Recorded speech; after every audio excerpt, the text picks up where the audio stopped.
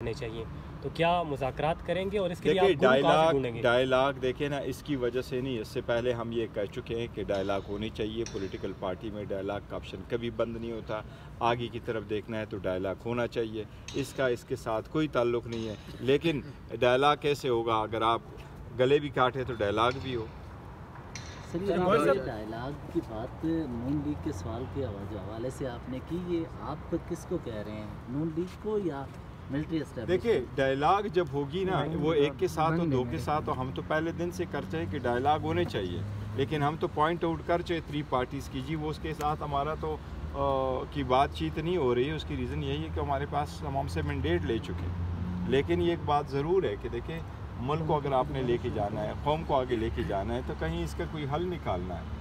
تو آپ نے جتنا جو کچھ کرنا تھا، 200 کیسز جعلی بنا کے تو کچھ حاصل نہیں کر سکے.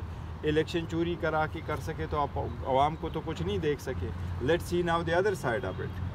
سر پرویز اللہ باہر آ گئے ہیں تو شاہ محمود اور عمران خان کی باری کر اب انشاءاللہ تعالیٰ شاہ محمود قریشی صاحب کے خلاف تو یہی ایک کیس ہے. آج دیکھتے ہیں کہ جی سائفر کیس میں کیا ہوتا ہے. سائفر کے کیس میں جو ہوا اس کا ایک بہت بڑا امپیکٹ ہوگا خان صاحب کی کیس کا بھی. لیکن شاہ محمود قریشی صاحب کے خلاف یہ آخری کیس ہے. انلیس اس کو دوبارہ کسی اور کیس میں ڈال دے تو یہ آخری کیس ہے. شاہ محمود قریشی صاحب سے ہوگی آؤٹ سون. اگر ابھی فیصلہ آ گیا تو شام کو آؤٹ ہوں گے. خان صاحب نے چھپی ہوئی قیادت کو باہر نکلنے کا کہہ دیا ہے، تو مراد سعید کب تک باہر نکلیں گے؟ کہاں چھپے ہوئے ہیں؟ نہیں دیکھیں، خان صاحب چھپے ہوئے کی عادت کا ایسا پیغام نہیں ہے. وہ جو لوگ ہیں خان صاحب کا سب کو پیغام ہے کہ آپ آ جائیں. وہ اپنے آپ کو دیکھتے ہیں کہ جن لوگوں کو ریلیف مل سکتا ہے کوٹوں میں آ سکتے ہیں. ہمیں ان کی زیادہ سرکمسٹانسز کا پتہ نہیں ہے. جہاں تک ممکن ہے وہ باہر آ رہے ہیں اور باہر آنا چاہیے. اب برسر صاحب یہ کہیے گا کہ پاکستان تحریک انصاف پر جب مشکلات کا دور تھا تو بے شمار صحافی پی ٹی آئی کے ساتھ کھڑے ہوئے، اور جو جس طرح کا ظلم یا جبر ریاست کی جانب سے پی ٹی آئی پہ ڈایا جاتا تو اس پر آواز اٹھاتے تھے. لیکن پی ٹی آئی کی جانب سے ہمیں دیکھنے کو ملتا ہے جب بھی کوئی صحافی اٹھتا ہے اب اسٹیٹمنٹس تک ہی محدود رہتے ہیں، کوئی کسی عملی مظاہرے یا کسی اور یکجہتی کی طرف نہیں بڑھتے. احمد فرحاد آج کل اغوا ہیں، بڑی کھل کی آواز اٹھاتے رہے ہیں آپ کے لیے، آپ کی جماعت کے لیے. دیکھیں ہم اکراس سپورٹ سب کے خلاف ہے. نہیں صرف یہ کہ باقی آپ کی بات بالکل ٹھیک ہے. جو جرنلسٹ ہیں انہوں نے بڑی قربانیاں دی ہے، اور آپ کو دیکھا ہے کہ جرنلسٹ آپ لوگوں کو یہ اعزاز حاصل ہے کہ پورے دنیا میں جو جرنلسٹ ہوتے ہیں وہ فور فرنٹ پہ ہوتے ہیں. وہ زون میں بھی جاتے ہیں، وار زون پہ بھی جاتے ہیں.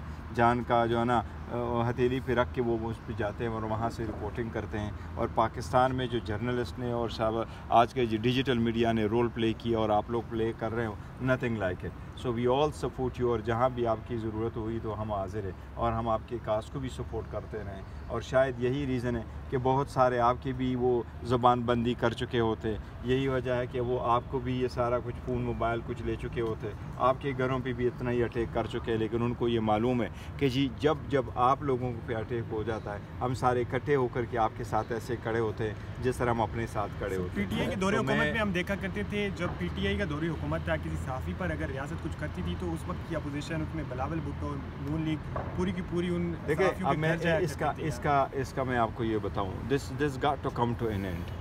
کہ یہ نہ ہو کہ کسی حکومت نے کیا غلطیاں کی اور کس نے نہیں کی. کوئی نہیں ہونی چاہیے. دیکھو ایک کوڈ ہوتا ہے، کنڈکٹ ہوتا ہے، اس کو سب کو فالو کرنا چاہیے.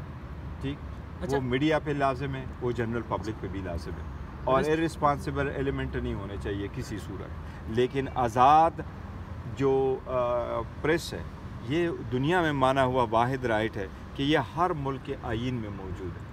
ورنہ دیکھو نا، پریس اور ایکسپریشن کا آئین میں ہونا کیوں ضروری ہے؟ لیکن ہر ملک نے اس کو آئین میں ڈالا ہوا ہے. ایون جو وہ ممالک جس کو آپ کہتے ہیں کہ وہاں موسٹ ٹیرنٹ حکومت کر رہے ہوتے ہیں ان کے آئینوں میں بھی یہی لکھا ہوا ہے.